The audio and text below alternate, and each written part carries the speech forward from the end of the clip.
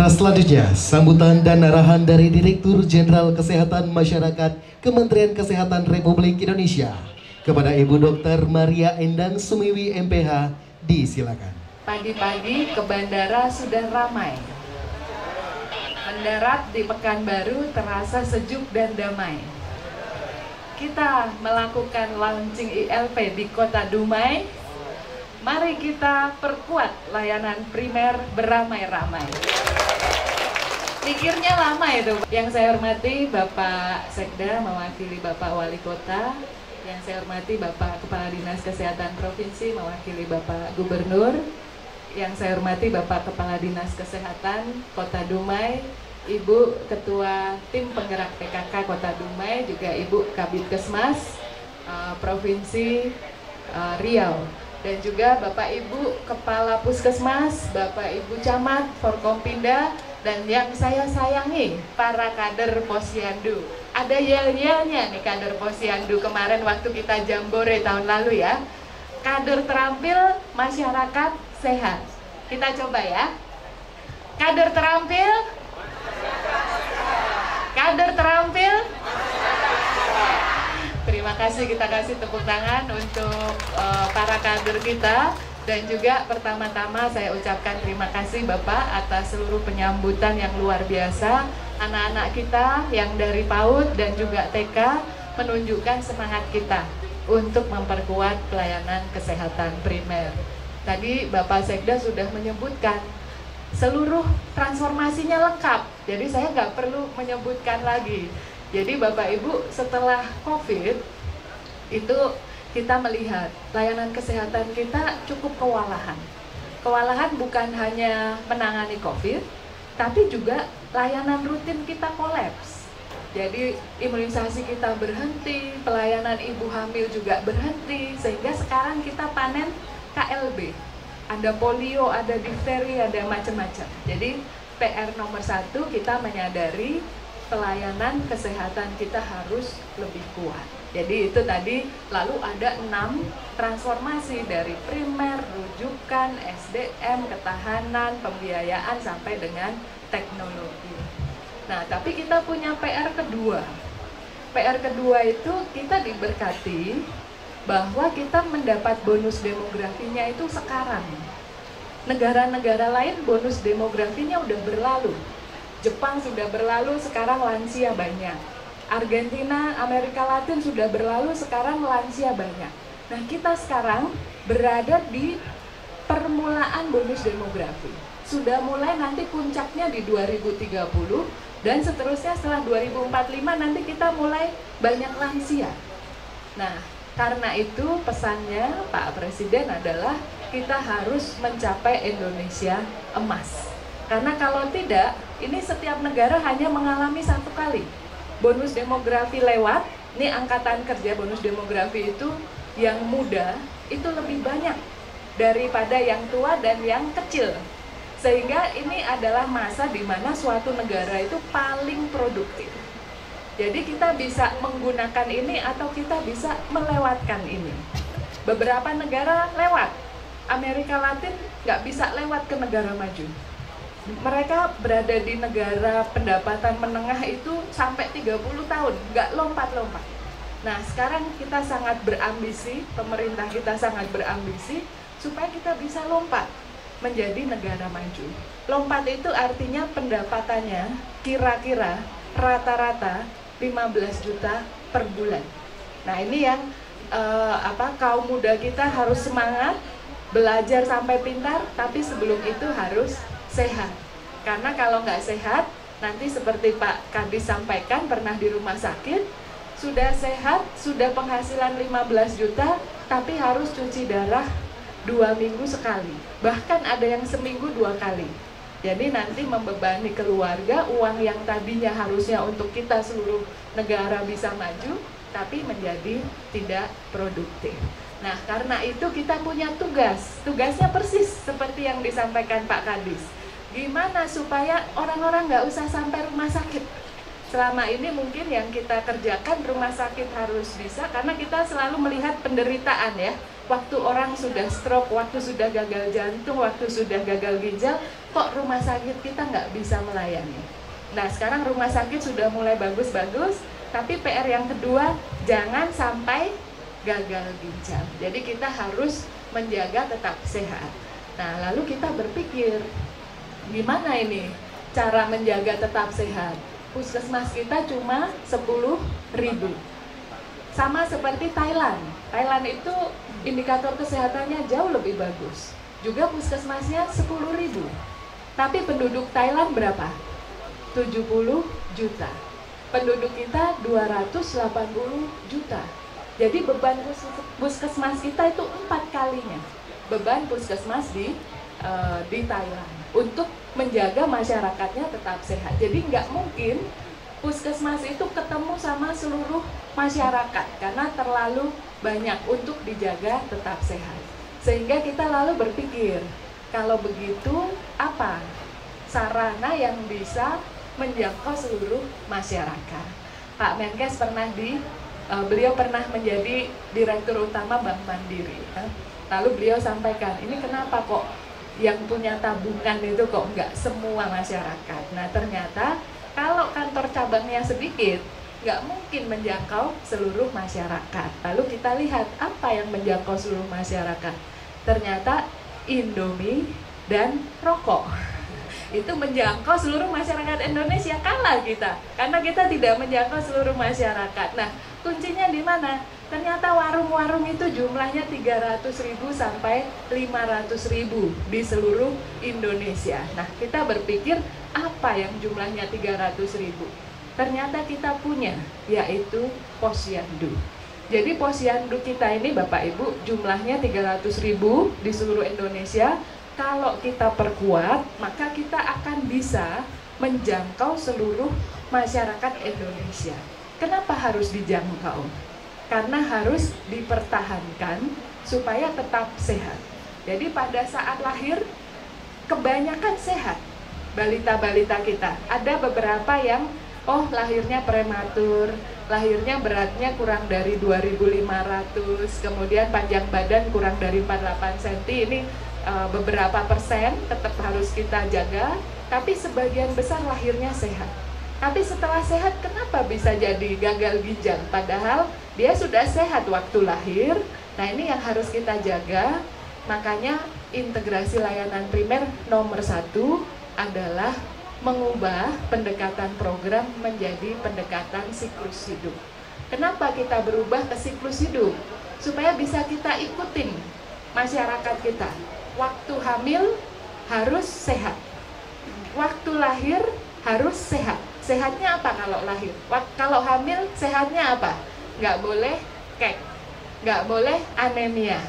Lalu kalau hamil peningkatan berat badannya sesuai target dan melahirkan anak yang ideal, berat badannya di atas 2.500, panjang badannya di atas 48 cm, lahirnya cukup bulan di atas 37 minggu. Nah, lalu balita harus sehat. Gimana balita harus sehat? Diimunisasi, lalu harus hidup bersih dan sehat. Tadi kita kasih tepuk tangan untuk PAUD ya. Yang tadi saya lihat anak-anaknya sehat-sehat semua, tinggi badannya bagus-bagus semua. Dan kita Bapak Ibu juga tidak hanya penguatan puskesmas Pustu Posyandu dalam rangka integrasi dan penguatan layanan primer, kita kerjasama dengan Kemendikbud. Jadi sekarang sudah ada kurikulum bahan ajar dari PAUD sampai SMA. Jadi PAUD itu harus bisa apa? PAUD harus bisa cuci tangan pakai sabun. Tadi nyanyinya ada gizi seimbang, dia tahu dia harus makannya ada ayamnya, ada ikannya, ada dagingnya, ada protein hewaninya, ada karbonya, ada sayurnya, ada buahnya. Nah itu masuk dalam literasi. Ini bagian dari pembangunan kita ingin masyarakat sehat. Tadi balita. Nah balita masalah kita apa? Balita itu ada 2 masalahnya. Infeksi, diare. Infeksi perut tuh, diare, tifus. Nah itu berarti kebersihan. Apakah semua udah ODF belum? Di sini sudah bebas buang air besar sembarangan atau belum? Karena kalau sering diare, ususnya itu jadi lebih licin, nggak bisa nyerap makanan. Kalau anak sering diare, itu makanannya lewat, nggak diambil. Nah, jadi untuk pertumbuhan nggak bagus. Jadi anak-anak nggak boleh sering sakit. Kemudian masalah yang kedua juga infeksi kulit ternyata anak-anak. Jadi kebersihan itu penting untuk anak-anak kita jaga. Jadi ini masuk dalam 25 keterampilan kader. Karena kan keterampilan kader mulai dari siklus hidup ya. Dari ibu hamil harus apa? Bayi, balita. Makanya diimunisasi supaya nggak sering sakit. Termasuk ada imunisasi baru. Bagian dari penguatan pencegahan, yaitu imunisasi yang membuat anak-anak tidak diare, yaitu rotavirus. Dan juga imunisasi yang membuat anak-anak tidak sakit paru-paru, yaitu PCV. Jadi itu tambahan baru. Dulu cuma 11, sekarang 14. Karena ditambah imunisasi untuk diare, mencegah diare, imunisasi untuk mencegah sakit paru-paru, dan imunisasi untuk mencegah kanker leher rahim. Ini untuk anak-anak SD. Jadi kita jaga mereka sehat. Nah, remaja beda lagi Pak masalahnya, yaitu masalah kesehatan mental. Itu sudah mulai di remaja. Nah, nanti kita masukkan dalam klaster 2, itu ada screening kesehatan jiwa, dan nanti ke depan Pak, dalam standar yang baru, nanti kita luncurkan bulan September, puskesmas ada psikolognya, supaya nanti kesehatan jiwa ini bisa kita jaga ya. Kemudian dewasa. Nah, ini dewasa ini kita lihat ternyata kan kader-kader ini sekarang kunjungan rumah ya. Kunjungan rumah dicek. Ternyata ini bapak-bapak, ibu-ibu, para pemuda, banyak yang nggak tahu status tekanan darahnya.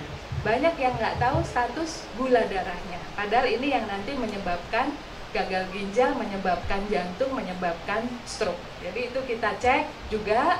Kemudian lansia juga kita jaga. Jadi nomor 1 perubahan dalam integrasi layanan primer adalah cara kerja berdasarkan siklus hidup. Karena kita ingin berfokus pada kelompok sasaran. Jadi kita berubah cara kerjanya, dulunya berdasarkan program. Dulu, ada program TBC, ada program imunisasi, ada program malaria, ada program gizi. Jadi puskesmas itu dulu fotokopinya Kementerian Kesehatan. Karena Kementerian Kesehatan ada subdit ya. Ada bagian-bagian yang semuanya difotokopi ke puskesmas. Tetapi pasti tidak cukup sumber daya di puskesmas untuk menjalankan seluruh program, sehingga jadinya rebutan. Dan kita lupa bahwa kita ingin ibu ini tetap sehat, lalu balita ini sehat, dan seterusnya. Sehingga kita mengubah. Ini kan karena ada teman-teman puskesmas ya di sini. Filosofinya kenapa menjadi klaster-klaster? Karena klaster siklus hidup, nanti ada klaster yang bertanggung jawab terhadap kesehatan ibu sampai dengan remaja. Nah, puskesmas itu satu-satunya layanan yang memiliki tanggung jawab wilayah. Yang lain nggak punya tanggung jawab wilayah untuk menjaga populasi. Jadi klaster 2 tugasnya nanti adalah ibu-ibu saya sehat atau enggak, balita saya sehat atau enggak, remaja saya sehat atau enggak. Lalu program-programnya gimana? Nah, program-programnya masuk dalam paket layanan. Jadi paket layanannya terintegrasi. Kalau ibu harus dapat layanan A sampai Z, maka ibu ini mesti dapat layanan itu, termasuk layanan HIV-nya, sifilisnya, hepatitisnya, laboratorium. Nah, itu masuk dalam paket layanan. Sehingga perubahan dari program ke siklus hidup itu tidak perlu khawatir nanti programnya nggak jalan, karena tetap bisa jalan melalui paket layanan. Nah, itu perubahan pertama. Perubahan kedua dalam integrasi layanan primer, ini penguatan struktur. Penguatan struktur tadi karena kalau kita mengandalkan puskesmas nggak akan bisa sampai ke masyarakat. Jadi kita menguatkan struktur pustu, menguatkan struktur posyandu, menguatkan kader, dan kadernya harus kunjungan rumah. Kenapa kadernya harus kunjungan rumah? Ini kita belajar Pak dari India. Jadi India itu namanya AHSA, nama kadernya. Itu kunjungan rumahnya terjadwal. Satu rumah juga dikunjungi, kalau di India malah 2 minggu sekali. Kalau kita penjadwalan sebulan sekali ya, dikunjungi pakai checklist ya. Kalau ada ibu hamil sudah ANC belum, yang kek dapat makanan tambahan enggak, Kemudian ada balita sudah imunisasi belum, kalau ada yang di bawah 6 bulan ASI eksklusif atau enggak. Nah itu ngecek servis yang seharusnya itu diterima atau tidak. Ini kalau di India mereka bisa menurunkan kematian ibu, bisa meningkatkan cakupan imunisasi dengan cara dikunjungi saja untuk mengecek layanannya didapatkan atau enggak. Kita juga waktu itu belajar dari Brasil. Jadi Brasil ini yang mengunjungi namanya Family Health Team atau tim kesehatan keluarga. Jadi dia juga kunjungan sebulan sekali, dan di sana karena sudah populasi menua, maka penyakitnya udah sama seperti kita ya, ada stroke, ada jantung. Nah dengan dikunjungi sebulan sekali ternyata menurunkan rujukan ke rumah sakit karena kardiovaskuler itu sampai 40%. Sehingga di dalam kunjungan rumah kader, kita untuk usia dewasa dan lansia kita tanyakan, Bapak Ibu sudah tahu belum tekanan darahnya? Sudah tahu nggak gula darahnya? Ya, sudah di screening belum? Itu kan ditanyakan ya, waktu kunjungan rumah. Lalu kalau sudah hipertensi, ditanyakan obatnya, kemarin minum obat atau enggak? Gitu. Karena ternyata masyarakat kita ini merasa kalau minum obat terus itu ketergantungan obat. Jadi kemarin kebetulan minggu lalu saya dari Ternate, di Posyandu ketemu sama lansia. Jadi lansia ini diabetes, tapi beliau rajin ke Posyandu untuk periksa gula darah. Lalu kita tanyakan, obatnya apa? Insulin. Insulin itu disuntikkan ya ke kulitnya. Setiap hari beliau menyuntik sendiri. Saya rajin Bu, tapi saya suka diejek teman-teman, kamu itu ketergantungan obat. Nah ini yang nanti teman-teman kader harus bisa meyakinkan bahwa hipertensi dan diabetes itu memang harus dapat obat setiap hari seumur hidup, supaya tidak menjadi gagal ginjal, tidak menjadi jantung, tidak menjadi stroke. Nah ini kita belum terbiasa, karena kita masih berubah, masih dalam masa transisi, di mana dulu penyakit itu penyakit infeksi, demam, batuk ya, dikasih antibiotik 7 hari sembuh, jadi nggak usah minum obat lagi.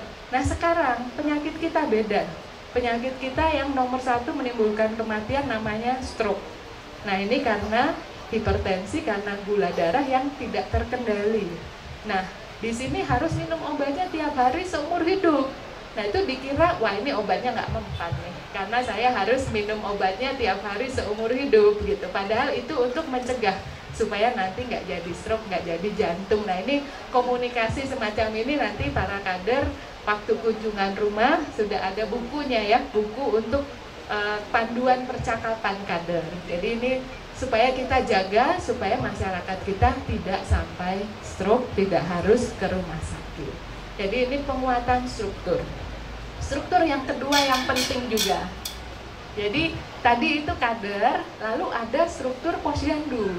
Posyandu dulu terpisah-pisah. Ada posyandu KIA, KIA ya, ibu anak, ada posyandu remaja, ada posyandu lansia.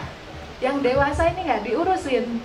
Padahal yang dewasa ini adalah yang nanti beresiko stroke, beresiko jantung, beresiko gagal ginjal. Jadi kita sekarang posyandunya seluruh siklus itu, dari bayi, ibu hamil sampai dengan lansia, usia dewasanya juga dilayani. Nah ini ada macam-macam versi. Kalau di NTB mereka bikinnya posyandu keluarga. Posyandu keluarga itu pada saat datang semuanya dilayani. Tapi ada juga yang merasa terlalu berat karena satu hari semuanya dilayani, yang datang banyak sekali. Ada yang menggilir keluarga. Jadi bukanya lebih dari 1 hari, tapi nanti keluarganya yang hari ini ya dijatah, tapi seluruh keluarga datang. Ada juga yang menjadwalkan, tetap seperti dulu, untuk ibu anak hari ini, untuk remaja hari ini, tapi dewasanya jangan lupa, dan lansia. Jadi Bapak Ibu bisa memodifikasi prinsipnya, seluruh siklus hidup terlayani. Karena dulu kita dapat data 300.000 posyandu ibu anak, posyandu lansianya cuma 100 ribuan, nggak sampai 300.000. Nah sekarang distandarkan semua posyandu seluruh siklus hidup. Itu penguatan struktur. Nah penguatan struktur berikutnya adalah pustu. Karena kita sudah ada undang-undang pemerintahan desa, meskipun di sini kota ya, Jadi mungkin tidak terpengaruh, tetapi memang desa kita lebih banyak Pak. Dari 85.000 itu 73.000-nya adalah desa. Jadi di Undang-Undang Pemerintahan Desa, desa itu punya pemerintahannya dan punya dana desanya, punya anggaran. Jadi ada APBDes. Sehingga Pustu kita buat menjadi struktur yang strategis supaya nanti bisa bersama-sama pemerintah desa membuat program kesehatan. Jadi Pustu ini 1 bidan, 1 perawat, dan 2 kader. Pustu bertugas memastikan seluruh desanya sehat. Nah tadi sudah ada ASDK ya, saya lihat ada 1 data kesehatan, itu datanya harus turun sampai ke tingkat desa. Supaya Pustunya bisa lapor ke kepala desa. Pak, ibu hamil kita banyak yang kek Pak. Jadi ibu hamil kita ini nanti kalau melahirkan anak, anaknya nggak bagus, bisa beresiko stunting. Jadi ibu hamil kita mesti kita bantu. Nah itu tugasnya Pustu, lapor kepada kepala desa. Pustu harus punya data kesehatan di desanya. Atau kita bilang juga, kan ada 2 ya tadi, datanya nomor 1 data kesakitan. Pak ini ibu hamil kita banyak yang kek. Lalu yang kedua, Pak, ibu hamil di tempat kita itu nggak pernah periksa.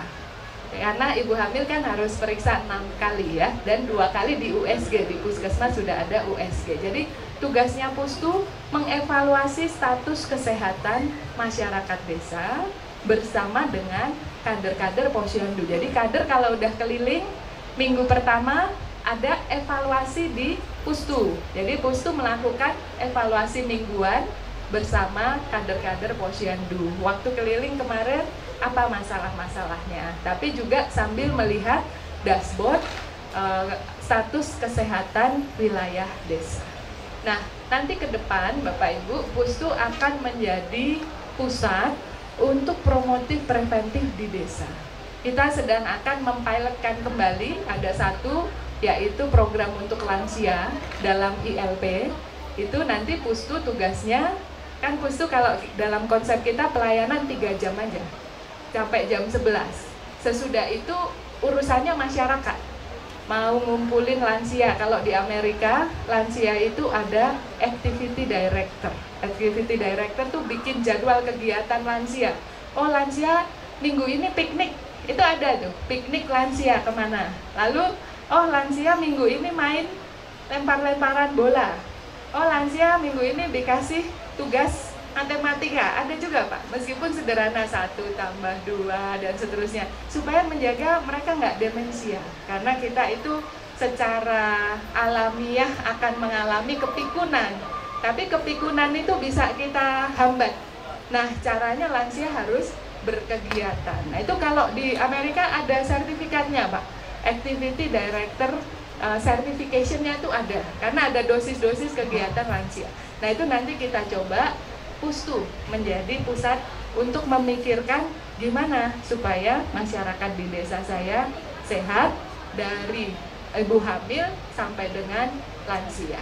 Nah, ini juga nanti yang kita coba, akan kita coba juga di Pustu itu adalah penguatan sebaya. Penguatan sebaya yang akan kita coba untuk keluarga yang memiliki orang dengan gangguan jiwa. Karena keluarga dengan orang dengan gangguan jiwa itu berat untuk keluarganya, sehingga nanti juga akan kita kumpulkan di Pustu. Pustu nanti bisa membuat sharing session, sesi-sesi sharing keluarga-keluarga dengan orang dengan gangguan jiwa, bisa memanggil puskesmasnya datang, dokternya datang. Jadi nanti Pustu akan hidup sekali untuk menjadi pusat promotif preventif di desa tersebut. Jadi ini inovasi-inovasi dipersilahkan. Pustu-pustu nanti pedomannya akan kita launching akhir September. Ini saya perkenalkan Dr. Rima ini Ketua Tim Kerja Integrasi Layanan Primer. Nah beliau ini pusing karena dikejar-kejar terus. Pedoman sedang kita susun untuk integrasi layanan primer melengkapi KMK ya. Karena ternyata pedoman Kemkes itu ada 200-an Pak untuk puskesmas. Nah ini kita jadikan 5 buku saja, termasuk nanti buku untuk Pustu. Jadi puskesmas cukup lihat 4 buku, klaster 1, klaster 2, klaster 3, klaster 4, dan lintas klaster 5 buku ya, dan 1 buku untuk Pustu. Itu tadi penguatan struktur. Kalau struktur di puskesmas sudah saya rasa sudah klaster-klaster sudah dipahami. Ada klaster yang bertugas untuk manajemen, untuk ibu sampai remaja, kemudian untuk dewasa dan lansia, dan yang terakhir untuk menjaga kalau ada penularan, ada penyakit menular. Misalnya nih, ada ibu yang TBC, dilaporkan ke klaster 4 supaya klaster 4-nya turun, nanti melakukan survei kontak kepada keluarganya supaya jangan sampai nanti penyakitnya menular ke yang lain. Jadi ini cara kerja kita, penguatan struktur layanan primer, ambisinya adalah menjangkau seluruh masyarakat, menjaga masyarakat tetap sehat. Tetapi ini dibuatkan mekanisme evaluasi dari puskesmas. Kalau ketemu ibu bermasalah, kasih tahu pustunya. Saya lihat di dalam beberapa kunjungan saya ke lapangan, ILP-nya masih sendiri-sendiri, belum komunikasi. Jadi puskesmasnya sudah bikin klaster, pustunya sudah bikin klaster, posyandunya sudah jalan, tapi komunikasi antara puskesmas, pustu, posyandu belum kuat. Padahal integrasi kita termasuk adalah komunikasi antara puskesmas, pustu, posyandu. Nah, nanti tenaga-tenaga kesehatan yang ditugaskan di pustu harus menguasai wilayahnya. Kemarin di Ternate kebetulan saya bisa kunjungi pustu, kunjungi posyandu. Biasanya kalau ditanya desa ini sasaran bumilnya berapa, itu benar jawabnya. Kita tanya ke bidannya ya, kan pustu 2 ya, 1 bidan 1 perawat. Berapa bumilnya? Benar. Berapa balitanya? Benar. Tapi kalau ditanya berapa remajanya udah mulai bingung, karena nggak biasa. Biasanya kita ngurusin ibu sama balita, nggak biasa ngurusin remaja. Nah, nanti pustu harus tahu persis penduduk saya itu berapa sih, gitu ya. Nah, yang perawat lebih bingung lagi ketika ditanya berapa usia dewasa di sini, yang di atas 18 dan sebelum 60 ya, sampai di atas 18 sampai 59.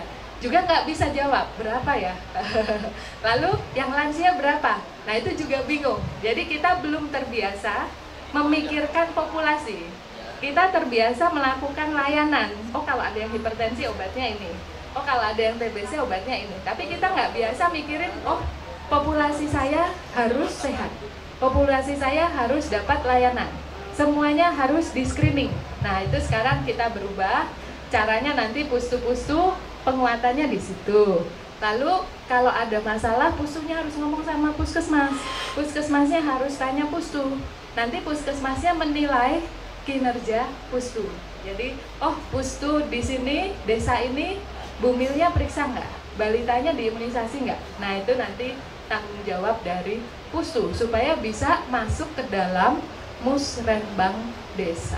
Jadi kalau Bapak Ibu di pustu mengetahui masalah kesehatan desa, saat musrenbang desa di dalam pedoman pustu nanti itu menjadi tugas tenaga kesehatan pustu dan kader pustu untuk melakukan perencanaan pembangunan kesehatan desa, karena di dalam pemerintahan desa itu ada SDG desa.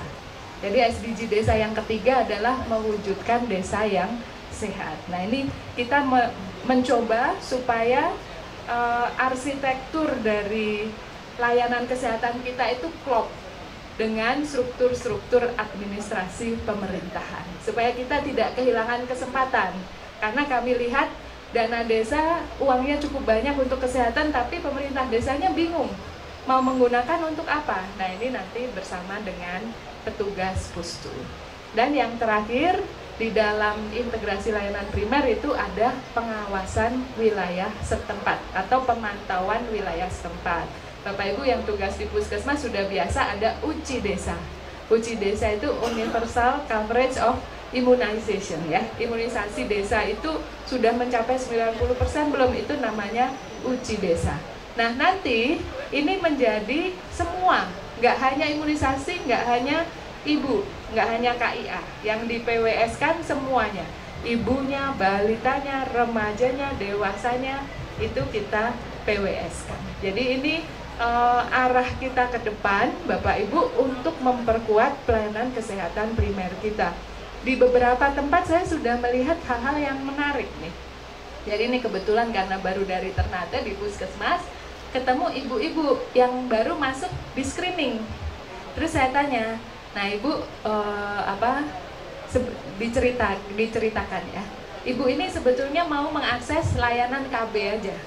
Jadi mau layanan KB, tapi karena sudah ILP, kan ILP disuruh masuk semuanya ke klaster 3 yang usia dewasa. Jadi siapapun yang datang sekarang masuk dulu ke klaster-klaster, lalu di screening. Nah, ketika di screening, ternyata ibu ini gula darahnya 345, tekanan darahnya 145. Nah, beliau nggak tahu sebetulnya bahwa dia punya gula darah setinggi itu dan punya tekanan darah setinggi itu. Kalau kita tidak ILP, ibu ini datang pasang KB pulang. Nanti suatu saat beliau akan menderita stroke, menderita jantung karena tidak tertangani tekanan darah tingginya, gula darah tinggi yang tinggi juga. Jadi kemarin saya melihat, oh ini ada gunanya kita melakukan ILP ini karena kita bisa menangkap orang-orang yang sebetulnya tidak kita tangkap, tidak dalam perawatan bisa kita tangkap. Lalu yang terakhir Bapak Ibu, kita berharap sebetulnya Posyandu bukan tangannya Kemenkes. Jadi saya mau titip kepada Ibu Wali Kota, kepada Bapak Sekda, karena Posyandu itu di bawahnya Kemendagri. Jadi Kemendagri ada Direktorat Jenderal Pemerintahan Desa. Nah, Posyandu ada di situ, dan Ibu Tito ya, Ibu Mendagri itu adalah ex officio pembina Posyandu. Jadi kami titip kader-kader kita, memang di dalam peraturan Mendagri itu pembina bidang kesehatan itu adalah sektor kesehatan, sehingga kami memunculkan standar 25 kompetensi. Terima kasih para kader, nggak pusing kan? Pusing atau nggak pusing dengan 25 kompetensi? Nah, itu kami membuat